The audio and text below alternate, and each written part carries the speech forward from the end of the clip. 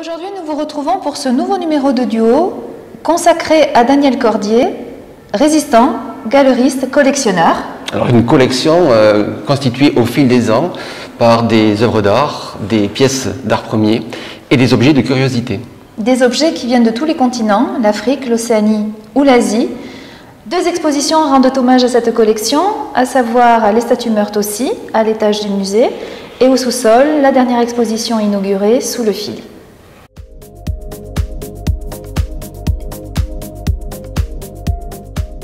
Daniel Cordier est né en 1920 à Bordeaux et c'est à l'âge de 20 ans en fait qu'il rejoint Londres à l'appel du général de Gaulle et qu'il rentre en résistance. Et il va y avoir une rencontre déterminante dans son parcours, qui est celle de Jean Moulin. Oui, Jean Moulin dont il fut donc le secrétaire, et ce même Jean Moulin va l'initier à l'art. On le sait peu, mais Jean Moulin avait une fausse identité romanen. Il était censé être un peintre et galeriste. Et on a là d'ailleurs un magnifique exemple d'illustration par Jean Moulin du recueil de poèmes de Tristan Corbière, Armor, réalisé en 1935.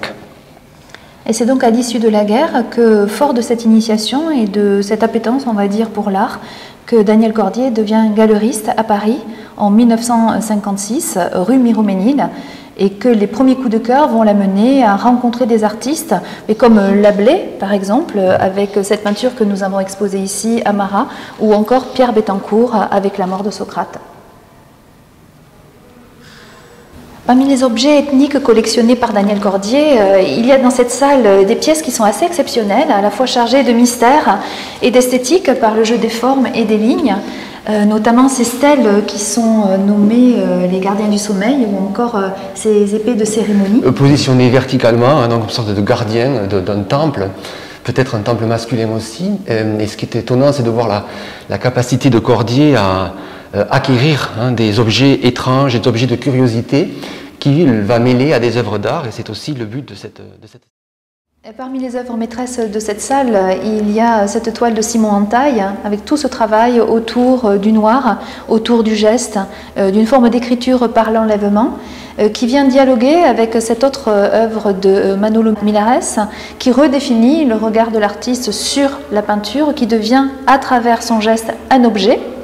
Alors un objet qui inclut la troisième dimension, donc on est entre peinture et sculpture, et ça nous permet de comprendre l'étendue des goûts de Cordier en la matière, des goûts parfois jugés insolites, comme c'est le cas avec Michel Nedjar et ses poupées, la série de poupées Chères dames. Et on voit très bien la construction de personnages assez étranges, voire monstrueux, à base de tissus récupérés, de déchets, de chutes de tissus, recyclés, retravaillés pour former ces étranges et menaçantes sculptures. Le tissu est donc omniprésent dans cette collection et nous allons découvrir d'ailleurs la magnifique collection des Bourreaux au sous-sol du musée. Alors on se retrouve, Eric, dans le gigantisme de cette salle du sous-sol, confronté à ce mur recouvert de ces tissus qui viennent du Japon, de ces tissus Bourreaux, qui viennent se mêler aux créations d'artistes contemporains. Peux-tu nous parler un petit peu de ces tissus ? Oui, bien sûr. Ce sont des tissus qui viennent du Japon, ils sont en coton, et il y a un contexte historique qui fait qu'à la fin du 19e siècle et au tout début du 20e siècle, le Japon connaît une période de grande disette et de misère. Et il y a alors des colporteurs qui passent dans les villes, qui récupèrent des vêtements en coton, souvent teintés à l'indigo, les meilleurs morceaux si je puis dire, et puis qui vont aller dans les campagnes, là où finalement les paysans en manquent cruellement.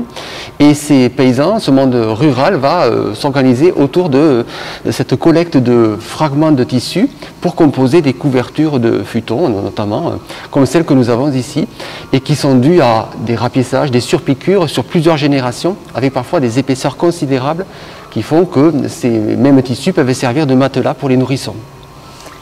Alors sur ce pan de mur, l'anonymat des tissus Bourreaux vient se mêler aux œuvres d'artistes contemporains, donc par exemple Viala ou encore François Rouen, et c'est vrai qu'on y retrouve l'économie de moyens, on y retrouve le tissu suspendu, enlevé du cadre, en l'occurrence pour Viala. Il y a aussi tout le travail sur le geste et sur la couleur, et notamment ici, effectivement, sur ce fil conducteur qui est le bleu, qui vient faire écho d'une œuvre à une autre. Alors cette exposition vient de démarrer, elle sera prolongée jusqu'au mois de juin 2021. Dès la réouverture du musée, soyez nombreux à venir découvrir les richesses de cette donation Cordier.